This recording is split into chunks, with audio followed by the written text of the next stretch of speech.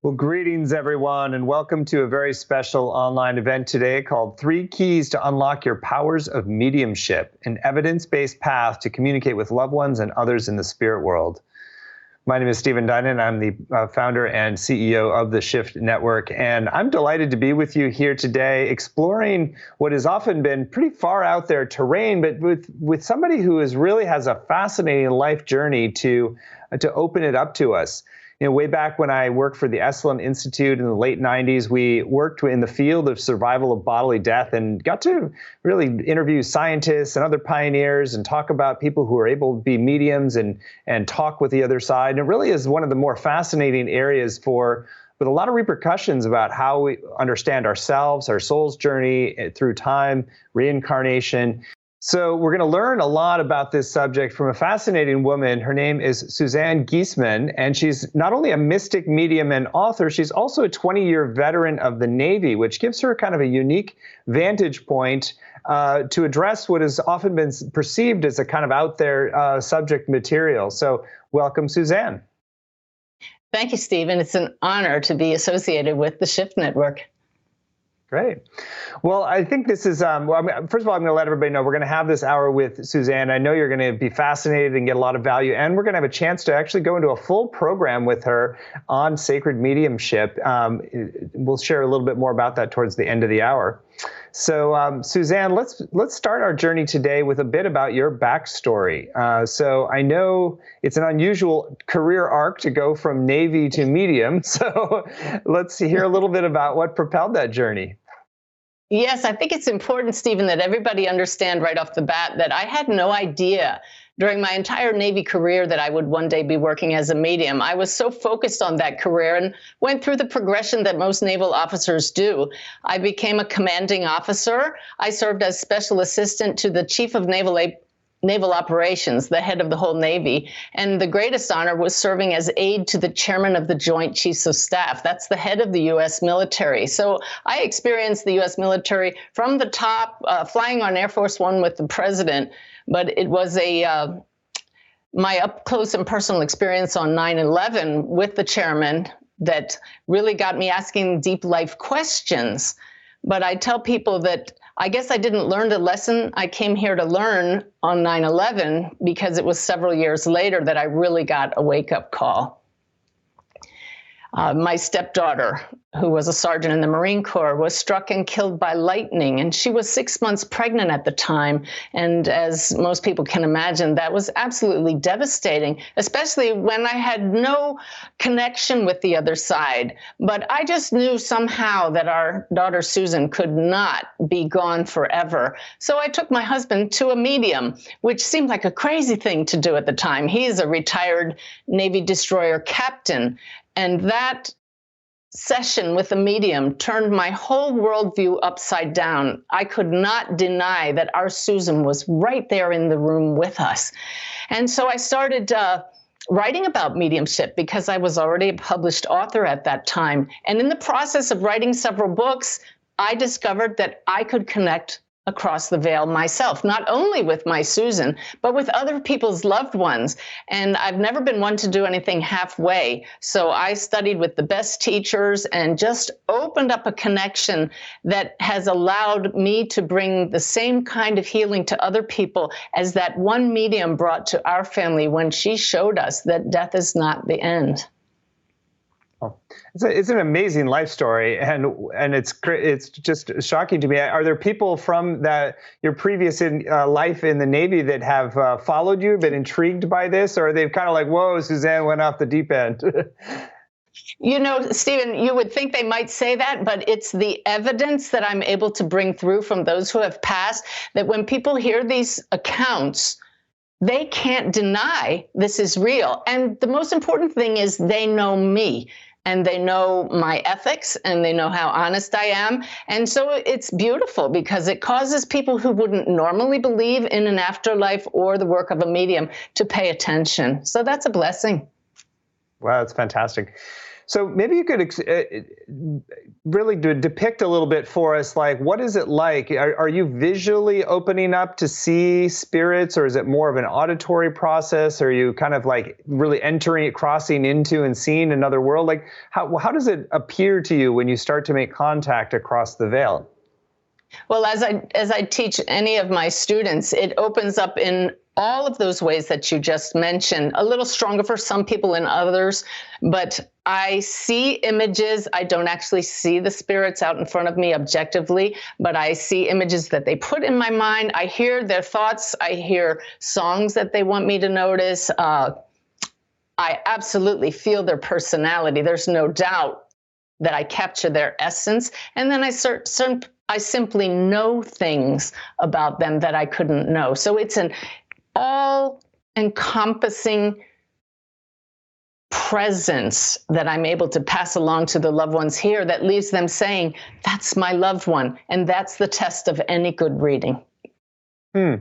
Well, so that speaks to something that you obviously take a strong stand for, partially based on your history, is the evidential aspects of mediumship. It's not just to feel good or feel reassured, that you're really looking for clear evidence that this is real, and that's part of what gives people the reassurance and that the information is valid and valuable. That is the key point of all of my teaching, that when we ask for evidence, the spirit world gives it to us. And there are so many people like me, when I was a client looking for my Susan, would not have been happy with nice, loving messages if they weren't backed up with evidence. And what I show people is that if you ask those in the spirit world for verifiable facts about themselves, they will give it to you every time, because they want us to believe that this is real. So we pass along facts such as what kind of work they did, how they passed, their favorite things, and things going on in their loved ones' lives now. I could tell you stories all night long, and it very quickly erases the doubt. We don't have time for stories all night long, but maybe one or two that really give an example of like how powerful the kind of evidence can be. I'll never forget the woman that came to me. I had no idea who she wanted to hear from across the veil. And her husband showed up immediately. He showed us how he died. I won't go into all the evidence, but this is a perfect example of how instantly healing a session can be. This man said, "Tell my wife, don't you dare take those pills in your purse." And she had told nobody that on the way to the session with me, she stopped at a drugstore and put enough pills in her purse to take her own life if she hadn't heard from her husband, because she was grieving that badly. But Stephen, the evidence that he brought through that day, including the fact that he knew she was planning her first trip without him to England, that specific, changed her life. I ran into her a year later. It was a different person than the one that sat with me there. Or the woman who was so depressed she could barely work. After a reading with me, when I brought through her son who had taken his own life, the people at work said, "What kind of new medication are you on?" And she laughed and she said with joy, "My son is my meds." It's just tremendous, the healing that a good evidential reading can bring to someone. And that's why it's such a blessing and an honor to show people how to get that kind of evidence. Wow. Those are amazing. You gave me full body chills with the example of the husband who said not to take the pills. I mean, wow. So let's talk about the arc. So you went from just going to visit a medium to like being a medium yourself, and seems like a very advanced one from the level of evidence you're bringing through. So what is the arc? And, it seems like you're really wanting to make this more into a science. So it's like a process that's available to anybody. It's not something just for a few psychics to kind of who have gifts. It's really something that we can each open to. So what do you see as the arc of going from, skeptic to full mediumship? The thing, Stephen, is that most people don't realize that any of us can do this because we all have the same equipment. I joke about it. It's called a soul. And it is finding that perfect balance between the science of this, what it is we're tuning into, vibration, and the art of getting out of the left head and letting those in the spirit world guide us, not trying, but receiving. So it's a constant balancing act. The reason I've been able to open it up so much is because it's It's a calling, and people will know in your heart, this is something I want to do. I want to be able to heal people like this, or I want to be able to connect with my own loved ones. And once you make that initial contact and you know it's real, if you're supposed to do this, you can't not do it. And so that's what I teach people, is the methods to open it up. To me, it's such a burning desire in me to always get better. And the good news is, no matter where you are in the trajectory of improving in this work, it continues to get better. So every time we sit with a new sitter and their loved ones in the spirit world, it's exciting. What's going to happen today? How is it going to get even better? It's the most incredible work I could have ever imagined. Well, sir, that's amazing. That's amazing to hear. So let's talk about what are the specific keys to unfold this. So it sounds, I mean, just hearing like the empowerment of knowing that it is available, it sounds like an important first step. And so how when people want to develop this, how do you start to work with them? The number one key is belief. My whole life, I never knew the spirit world was there, so I didn't try to contact anybody who had died. And I certainly didn't believe I could do it. So that's the first key. You must believe the spirit world is real, which is why I lace all of my classes with these evidential stories you can't deny. And then you need to believe that you can do it too. And I'm here to tell everybody that we all have it to some capability, and not everybody's a Mozart, but everybody can learn to play the piano. So once you learn those tools, then it's up to each person. The second key is alignment. And what I mean by that is we need to bring our energetic field into alignment with our true nature, which is spirit. And the basic essence that unites all of us is love. So mediumship is far more than just sitting with a client or a sitter. It becomes a lifestyle of raising our vibration, coming into alignment with who we are, so that when it comes time to connect with a spirit, we're in the right vibration to do so. We're sending out a green light, like a traffic light, to the spirit world that says, here I am, let's dance. So alignment is the second key. And then the third key is learning to make the shift. I love it that this is the Shift Network. And I have a little prop here that I actually got in Petaluma, California, Stephen, where your offices are. It's the top of a gear shift, right? And I like to show people that most of the time, most human beings are only in one gear. They think this is the only reality. But we shift into neutral, from where we can shift into just about any dimension. And with intention, that's the key to the third key. With intention to connect to those who have passed from this physical world, we just state shift and place our attention firmly on the person we're sitting with and any loved ones who have passed, and it's that simple. They're right there. But I break it down in my classes to little sub-steps that make it very clear how that connection is happening, why it's happening, but it's really as simple as a clear intention and just shifting your attention, just like that. And the spirit world is right here in awareness, because heaven is not some far-off place. It's a reality that's completely interconnected with our own, but because our focus is always in the same gear, we miss it.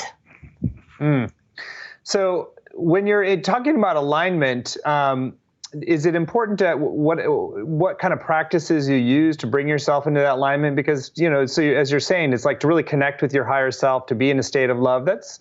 That's a fairly substantial shift from where most people are operating in their daily lives. And so have you found that there are particular practices that are more conducive to opening up with mediumship? Without a doubt. Some kind of contemplative practice is absolutely essential. We have to be able to clear space in our mind so that when those in the spirit world put thoughts in our head, put visions in our head, we notice them beyond the normal chatter in our own minds. So some might practice what we call meditation. I teach a 7-step method called building the power being the life force that breathes us, and being present, practicing presence throughout the day. So this does take a commitment, but my gosh, the payback is beyond imagination. I never would have dreamed that I have this team of helpers that's with me all the time, even when I'm not working. The fringe benefits of working as a medium are incredible, Stephen, because I can turn to my guides at any time for answers to questions.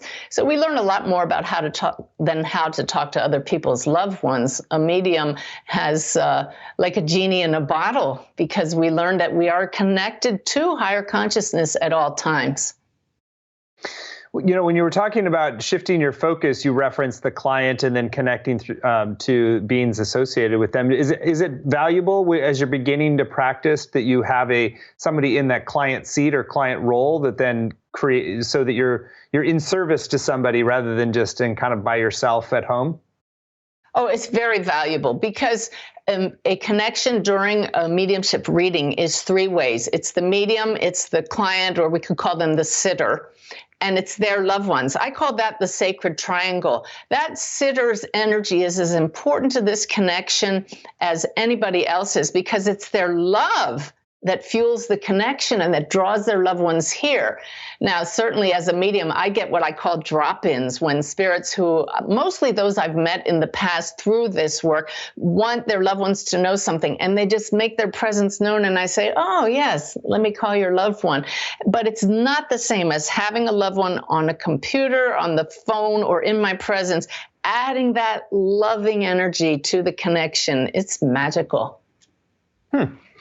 Now, when you're calling in specific beings, so I mean, imagine if somebody's sitting in front of you as a client, that you're often calling in the specific ones that they want. But then, is there some sort of methodology to put out the bat signal, or to the right beings to show up, or is it you just kind of say, hey, we want to call in deceased grandma, and then she'll show up?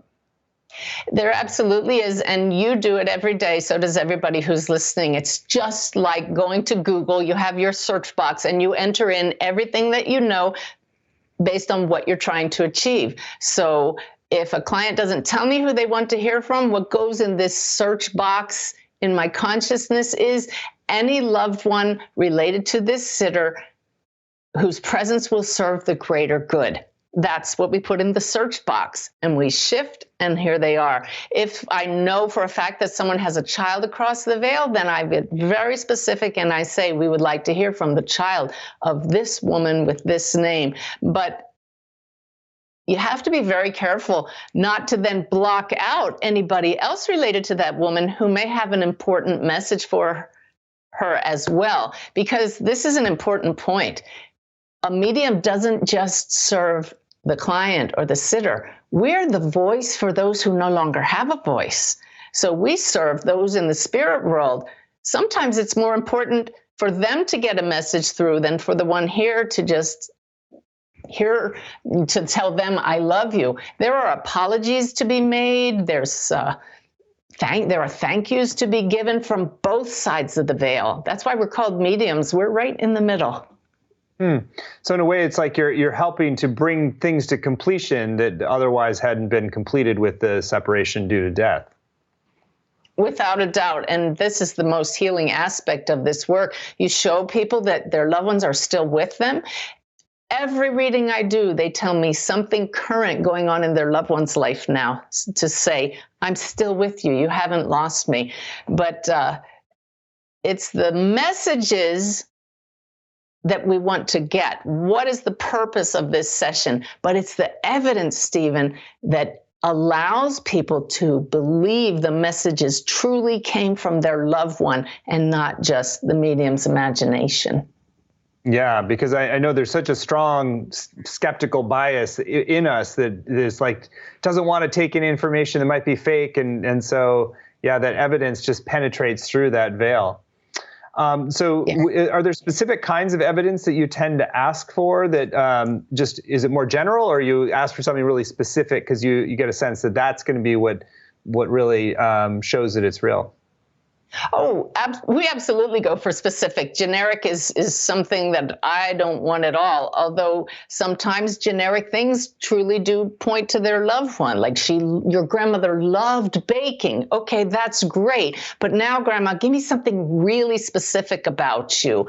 So I remember a young boy I brought through, and in the end of his reading, I said, he's showing me this toothpick that always hung out of his mouth. He wasn't ever without it. And his mother gasped, and there's no better sound from a client than that gasp. She says, everybody that knew him knew that toothpick. And to me, I say that's one of those things you'd never find on the internet, on Facebook or Google. That's just that we want that kind of specific information. Because I want to stress it again, the test of a good evidential reading is you've so captured the essence of that loved one who people thought was gone forever that they say, that was my loved one. I don't want my clients leaving and saying, well, I think they had him. No way. I want their whole world turned upside down. And we get that over and over and over again because the spirit world wants that too. Do you go for getting that kind of evidence fairly early in the session so that then everything else they're really open to, that sort of like the first step is really getting some clear evidence that proves that the connection's real to the client? It is. And I teach a thing that I call landing it in 5. That means give me 3 to 5 pieces of information, you in the spirit world, so that by the 5th one, we already know exactly who this is that's coming through. This is a man. He's showing me he died at 70 years old. He says he was an engineer, and he says he has cancer, and he does feel like your father. Who can deny that? My dad died at 70 from cancer. He was an engineer. So I want all mediums to be practicing this kind of evidential medium, to raise the bar, to take away the skepticism, because this is real. Do you find that there's a pretty wide spectrum of skill in being able to develop this, or natural ability might be a better term? Is it really most people can develop this if you simply have the right series of steps? I do believe there are some who have a true calling and they're going to be the Mozarts. But what I love about teaching mediumship and seeing this across the board is those moments when we have people who had no idea they could do this, when they get a piece of evidence and the person across from them validates it or starts crying because it's so meaningful to them. And they say, you mean I could do this too? And unfortunately, I don't have a way of following up with a lot of my students. I teach some weekend classes, but that's why I'm excited about teaching with the Shift Network, because we're going to spread this out over 7 weeks, and we'll get to really track the students and encourage them to keep going with it. Because the more you put into it, like anything else, the more you're going to be able to develop that skill. And the thing I like about this class is the practical tools, because you can practice, but mostly you practice by doing it. Mm-hmm. So it seems like one of the things you've emphasized is that the becoming a medium is itself an advancement of your spiritual path. So you're coming into a deeper resonance and alignment. And then I imagine that you're also holding space for some people, some of the most significant moments of somebody's life too. So there's skills that are getting developed there. And I'd love for you to just share a little bit more about what you've seen in some of the people who have taken this on as their path, that they're called into it. Like, how have they grown spiritually as a result? It's the most beautiful thing. I can speak from personal example, but also from the circle of dear soul friends that I have as a result of connecting with so many people called to do this, that we ourselves are transformed. And once you connect regularly across the veil, you must raise your vibration to do so. So it's like taking little side trips to heaven while here. And when you touch that higher energy regularly, love just becomes so much more a part of your life.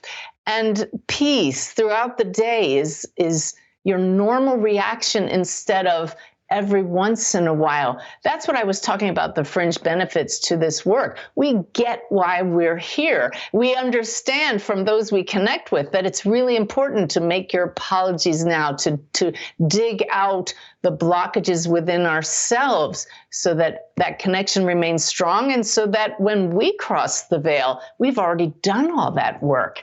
So it's a win-win situation. One question, I have a lot of curiosity in this area. So I know we want to get to experiential practice in a second, but do you find that it's is it harder and harder to access deceased loved ones? The further back they are, let's say they've been gone for 50 years or 60 years, is there kind of like a half-life or attrition over time of being able to access, or can you call in like even ancestors from much further back? This is one of the questions I'm asked most often is, what if my loved one reincarnates before I get to connect with them? And what I've been shown by my guides is that we are part of a greater soul. We could call it an oversoul or a light being, and it's not all or nothing. When I pass from this life, I'm going to be part of that light being again, more in my awareness, but another aspect of that same oversoul may want to go off and have another experience, even while this Suzanne story is still unfolding across the veil. The length of time doesn't matter for those on the other side because they don't have time like we do here. But what I have found is that those here want to hear from those who have passed most recently, unless it's a beloved mother who passed when an older client is a child. What a thrill to hear from mom who they haven't seen in 50 years, and they come through just as clearly as everybody else. Fascinating. Well, I know you want to take us on a deeper dive here, so I want to give you some space to guide us in a practice. So also just really encourage all you who are watching and listening right now to really take this on and to let's create a sacred space together and do this deep practice with Suzanne to start to open our own gifts in a new way. Okay, well, the preface to all of this would be to understand that we all have guides, we all have helpers in the spirit world who want you to know how present they are. And I encourage everybody, anytime you connect across the veil, don't just ask for evidence from other people's loved ones who have passed. We can ask for signs and validations from our own guides, even our own loved ones when we sense a presence. So today I want to guide you through a very brief exercise to show you how easy it is to make that shift, to connect with your guides, and then we're going to ask our guides to give us a validation in the coming days. So if you join me, I'm going to close my eyes as well so that I can totally focus on this practice, but just take a moment, close your eyes, and take a nice, deep, relaxing breath. Breathe in, and as you exhale, exhale longer than you inhaled. Release any stress or tension that you might be feeling. And let's do that again. Imagine a shaft of light that comes from above and grounds you into the center of the earth. As you're breathing in, breathe in as if from above and below at the same time. Exhale again, nice and slow. And feel yourself sinking into your chair, deeper, deeper, slowing down the busy mind. And just continue breathing slowly and regularly. But now move your awareness to your heart. There's a light there that never goes out. Focusing on that light, you are the one who can turn it up. So imagine your energy field like a sphere around you and turn up that light brighter and brighter until it fills that sphere. If you were in the spirit world, you could see that light growing brighter and brighter. Now, sitting in that glowing light, I'd like you to bring to mind someone or something that brings you immense joy. Generate that feeling of joy in your heart. And as you do so, that light glows even more brightly. And bring to mind now something for which you're grateful. Immediately bringing your energetic field into resonance, mind and heart, always coherent when we're thinking of gratitude. Now, just being aware of that energy field around you, I want you to sense the boundaries of that sphere around you. But that's just one aspect of you in a body. Take in a breath, and as you exhale, just a bit forcefully, and I'll demonstrate and go along with you, we're going to send our light outward in all directions on the exhale. Let's do it together. And imagine your light going out across your state or your province, your country, out across the oceans, into the cosmos, down through the center of the earth. You no longer have any boundaries. You are limitless, borderless. Your true nature is this light.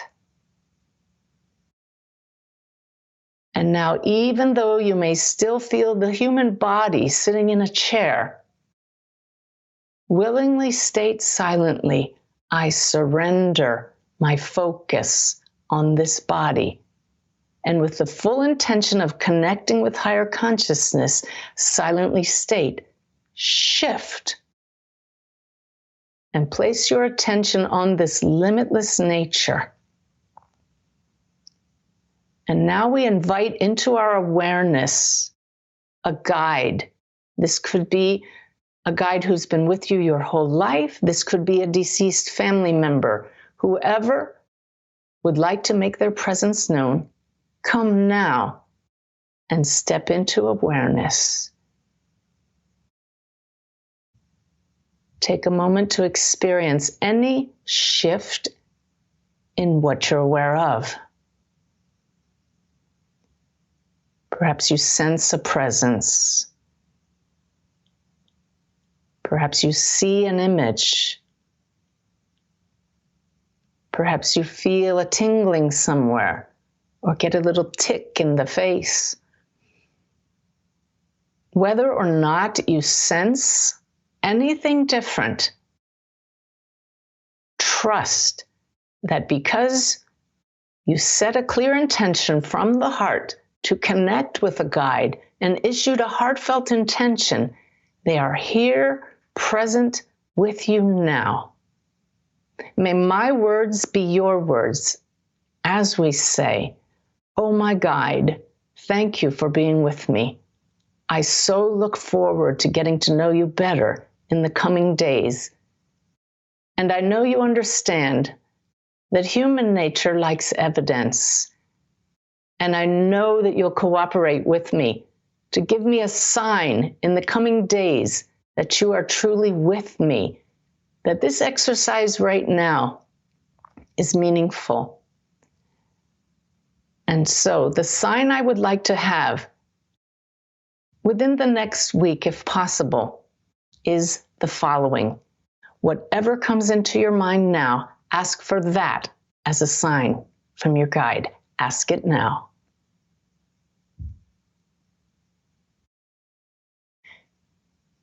My guide, I thank you for putting that thought in my head, for I know that's how it works. You want me to know that you're here, and that thought was our co-created thought together. And yes, I know my nature. I'll go looking for that sign, but I look forward to that magical moment when I become aware of that sign, and together we celebrate this new and more conscious relationship together. And I thank you. And now, with gratitude for what we've experienced, again, whether or not you were consciously aware of a change, trust that an interaction has occurred and simply shift your awareness back to your physical body. Bring your attention back to the heart area.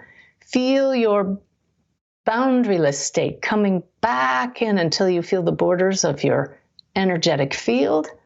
Wiggle your fingers and toes. Take a refreshing breath. Open your eyes and welcome back. Beautiful. Well, thank you for that. I think it's very intriguing to ask for such a specific sign too. That it's like a co-created sign rather than just vague. Like, oh, send me a sign, but like, Yeah, no, to really very ask for specific. something. Uh-huh. I'd love to hear a story or two of what of a sign that's been kind of like a wow, body chill kind of thing that's happened. Yes, I'll give you two very quick ones. I was teaching this to someone once, and I said, you should ask for a sign that actually exists. For example, don't ask for a pink elephant.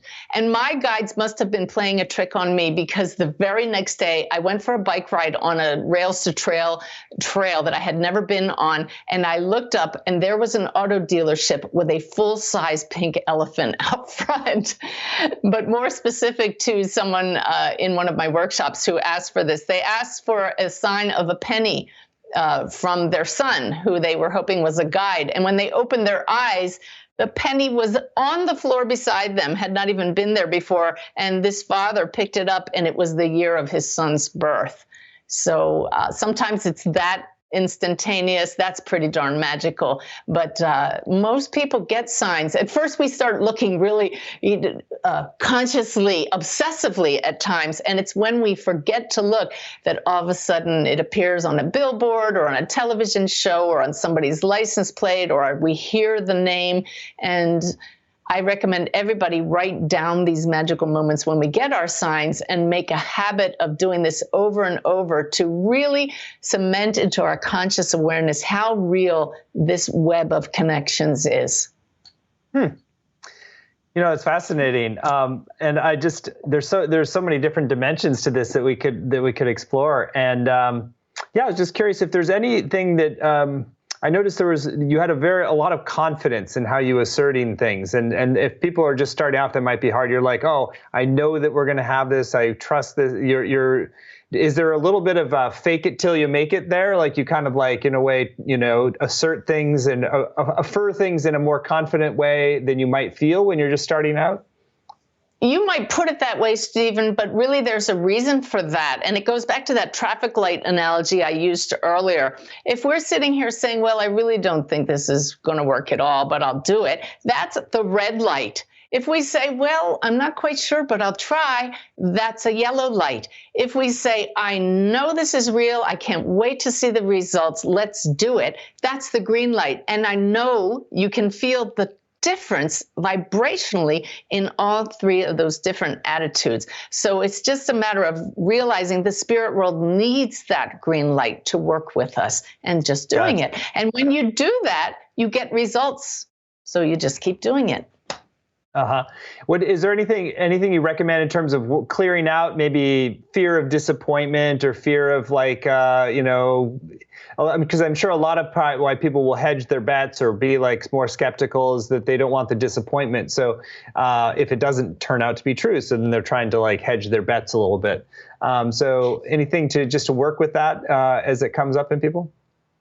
Yes, one of the keys to this work is awareness, and we become aware of our doubts, we notice them, and we just go back to speaking with confidence and acting with confidence. That's why I say that mediumship is not just in the moment doing a reading. It's a constant throughout your life noticing, where are my thoughts? What am I sending out to the world? So you see how you can't help but just end up giving the green light to the spirit world all the time, and your life just starts flowing.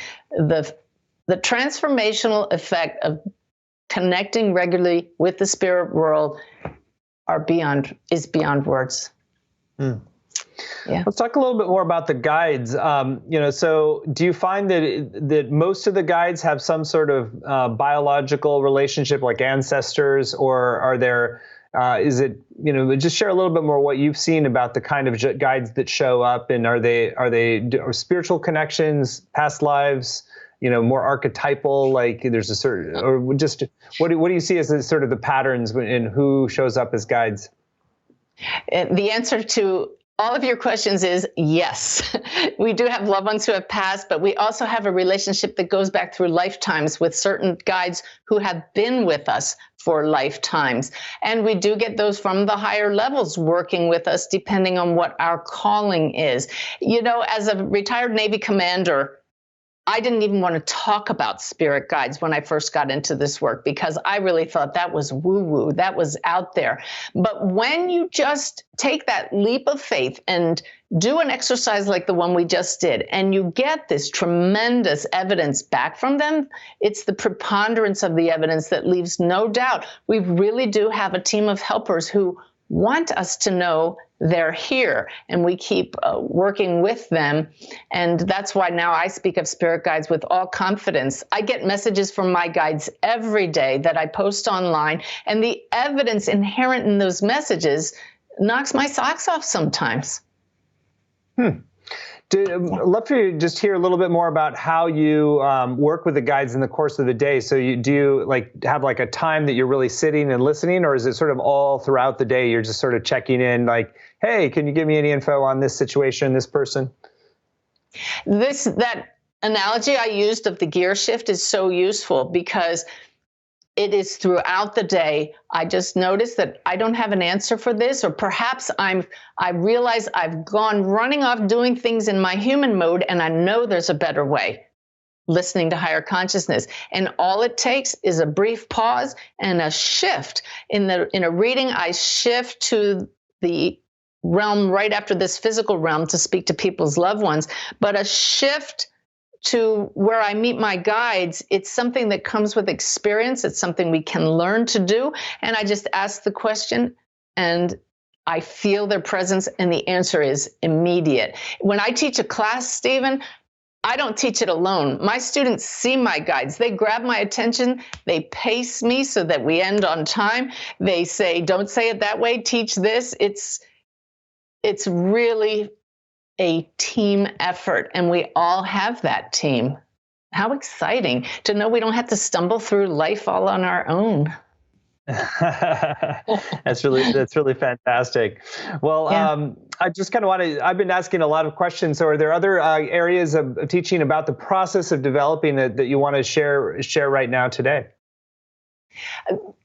The thing that I like to stress with everybody is how important the evidence is, because there are skeptics. We don't always know if our client is going to be a skeptic. And I teach people we want to go for the gold nuggets. We need to raise the bar of mediumship, and the spirit world will definitely give that to us.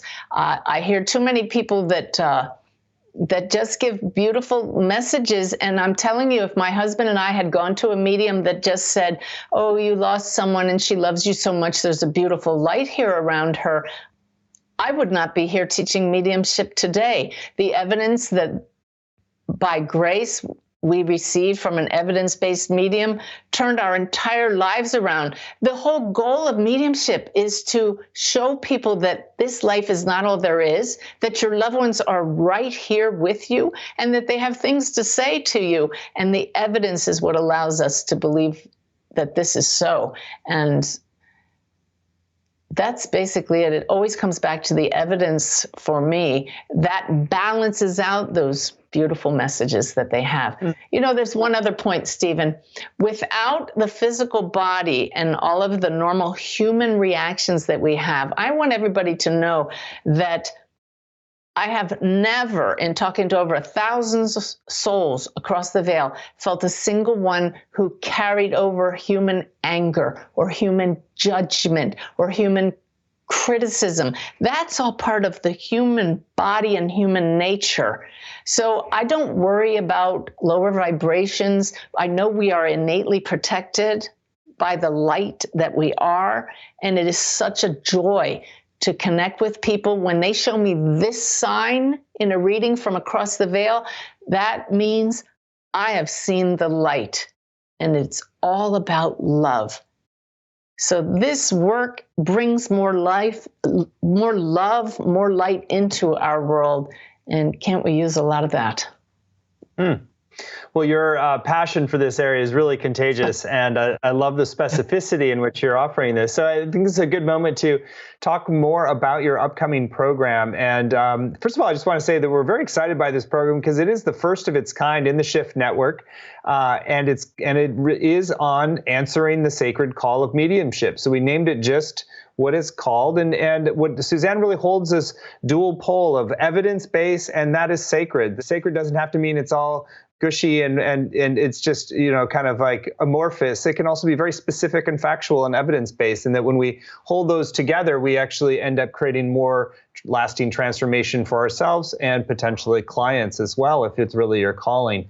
So this program is not for people who it's a calling. It can be just for the curious as well. If you want to kind of lean into a new edge for development, you might have taken some psychic development courses, you might have done sermonic journeying, but you've been curious about the mediumship phenomenon, not seen as just like an isolated few individuals who have this capacity, but really something that you can have the capacity for as well. So you can find the program laid out in detail at sacredcallofmediumship.com, sacredcallofmediumship.com. Subtitle on it is Evidence-Based Practices to Communicate with Loved Ones and Others in the Spirit World. So this is a program where you're not just going to get a bunch of theory, you're really going to get practices and experiences and those full body chill aha moments. You're going to get evidence. There's going to be a real bridge that's built between you and the other side. And that's what Suzanne, her full intention is to do, is to create that for you and give you the practices that allow you to do that in the most effective and rapid way. So, Suzanne, I'd love for you to share in your own words, what do you see the value of taking this 7-week journey with you? How are people going to come out on the other side? And then you can give us a little tour of some of the subject areas and modules you're going to teach.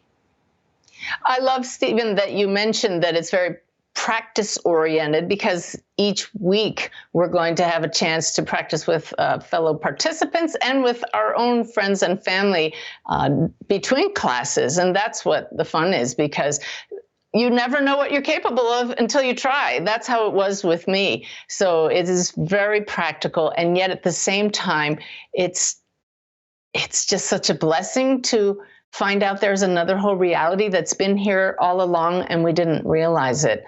So we start off the course by laying the groundwork. I love to teach by sharing the stories, because we mentioned that first key is belief. My stories that are verifiable allow people to believe this is really real. And if she could do it, stressing the point that I never once saw a spirit being growing up or in my early adult life. It has come on in later life. If she can do it, then it's possible that I can do it as well. And I love also, Stephen, that you stressed that it's not just for people who want to be mediums. I would say 80% of my students want to do this to raise their own vibration, is you can't help but do that in this class, and to connect with their own loved ones who have passed. So it's beautiful because it applies to people brand new to this work and people who want to improve their skills. But we don't spend a lot of time on the talking about the details of this is what clairaudience is, this is what clairvoyance is. We get right into the meat of it.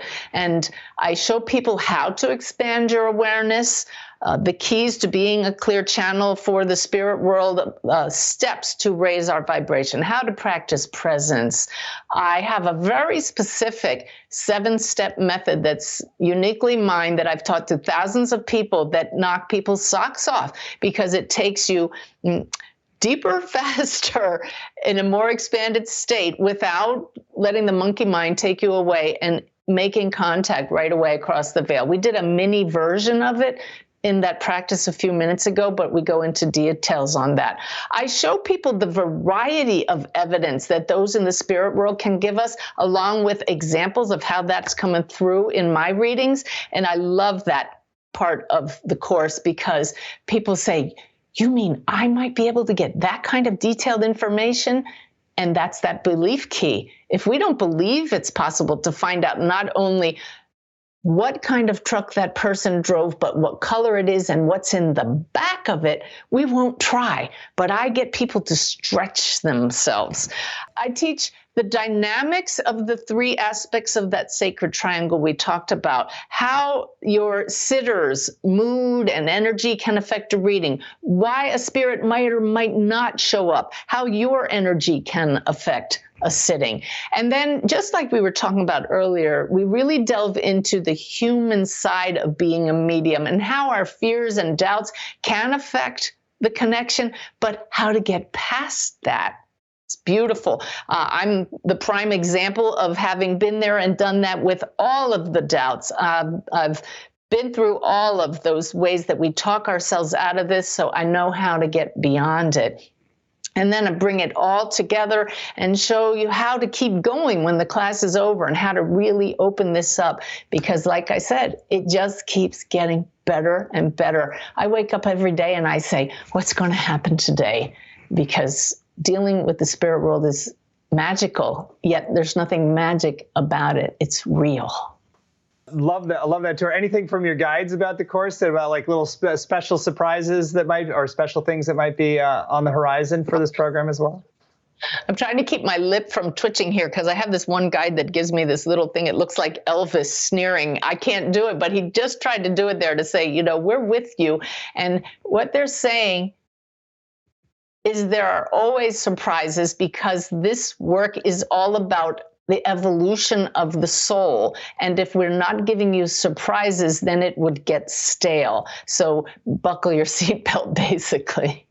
I love it. Well, clearly, I mean, some of our favorite programs at the Shift Network are ones that really give people a method that they can work with for a lifetime. That really is, it does opens up new horizons and it puts you deeper on a path, opens up new possibilities. And I really love what you're offering here. So I know people are in for a treat. And there's something about, I think, I noticed this with Tim Kelly, one of our other faculty members who has a background in the military, that sometimes having that military background brings a precision when talking about things that have been often kind of amorphous and soupy. It's just like, and I know that you're going to have a very clear methodology for people to follow and work with as well. So that's super helpful. So again, you can find the details laid out for Suzanne's program at sacredcallofmediumship.com. I'll bring your attention to a few other aspects of the program. So you not only get the live 7 90-minute class sessions with Suzanne, which includes interactive time, includes some time communicating with her guides, with your guides. There's Q&A time. There's also an opportunity to do community time afterwards with other people in the program. You're also going to have a Facebook community. You get audio recordings, video recordings, and full word-for-word transcripts, as well as practices and exercises you can do at home. So we really anticipate that over the 7 weeks, this is going to give you a powerful journey of opening to a new possibility in your life. And there's some extra bonuses to enhance the value of the journey as well. So you can see these on the page of sacredcallofmediumship.com. So there's a video teaching and worksheet from Suzanne called Everything is Energy. Suzanne, want to share anything about that bonus? Simply to let us know why this is possible. I remember when the very first connection I made with a man in the spirit world, he showed me a pair of patent leather shoes and he gave me the name Twinkle Toes. And I didn't even know I was going to be a medium. And this woman in front of me said, my dad was a ballroom dancer and everyone called him Twinkle Toes. And it just blew me away. And I said, how is this possible? How did that just happen? And I knew nothing about energy and vibration, quantum physics. So it's just a little video clip that we're offering people to understand the basics of, yes, you can do it too, because you and everything are energy. There's also another bonus called a lesson in remote viewing. A lot of people don't know this, but remote viewing was actually researched pretty extensively by the government and as potentially a tool for defense and other purposes. And so there's a lot of hard science behind remote viewing. It was used for military purposes as well. So interesting insights into our capacity to literally travel and view something on the other side of the planet in a discarnate form. There's an ebook from Suzanne called Mastering Meditation. And I should also make sure that there's a really special bonus, well, a very unusual bonus that we almost never are able to give. And this is actually a mentoring session with Suzanne that you get when you sign up by midnight tonight.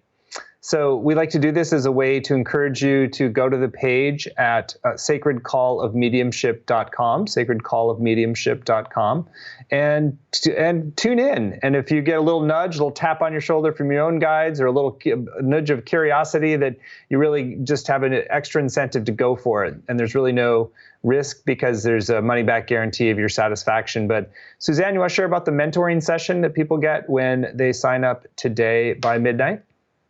Yes, that's something that I do monthly, Stephen, because the teaching from my guides is ongoing. So there's always fresh material, always examples from the spirit world, and these are recorded, and they're 2-hour sessions. So it's just extra bonus teaching, and always includes how to raise our vibration. I believe that what we're offering is a 2-hour recorded session of mentoring from the spirit world through me.